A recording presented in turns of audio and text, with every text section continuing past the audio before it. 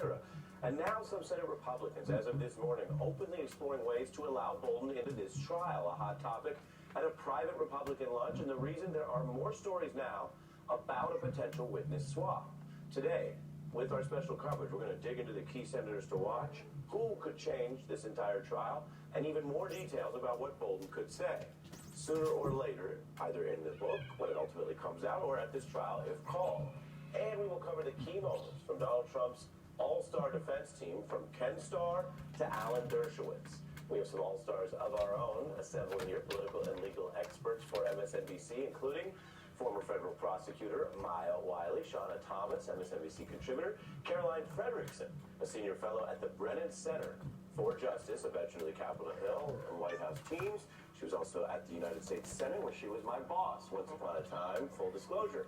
Eugene Robinson, columnist for the Washington Post and MSNBC contributor. And following developments, our NBC team out in Washington, Chief White House correspondent Hallie Jackson, MSNBC correspondent Garrett Hake on Capitol Hill. Garrett, I want to begin with you. As we know, some people are following this every hour. That would include the Senate jurors and you.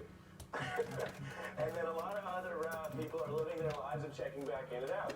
So those watching right now who may not have seen every moment last night, I'm just curious, can you tell folks how it seemed to play to have these big names come in, particularly Ken Starr? No. Stay away from the tree.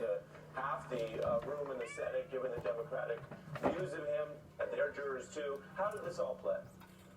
It was interesting to watch. So some of these senators were a little bit starstruck by the presence of Ken Starr and Alan Dershowitz. We saw Democrats and Republicans alike chatting with them much more so than they would have with the other White House lawyers. But in terms of the validity of their arguments, I don't know that either one of them moved the needle very far. I mean, having Ken Starr arguing against political impeachments was enough to make some Democrats of a certain generation's heads kind of explode. And then Dershowitz's arguments about the idea that this doesn't pass constitutional muster, this abuse of power argument, particularly against the president, is, I've heard other analysts describe it as arguably the sort of last remaining argument that Republicans could make in the president's defense here. But when you took the day as a whole, with the Bondi arguments about the Bidens and all of the other things that the White House lawyers were throwing against the wall,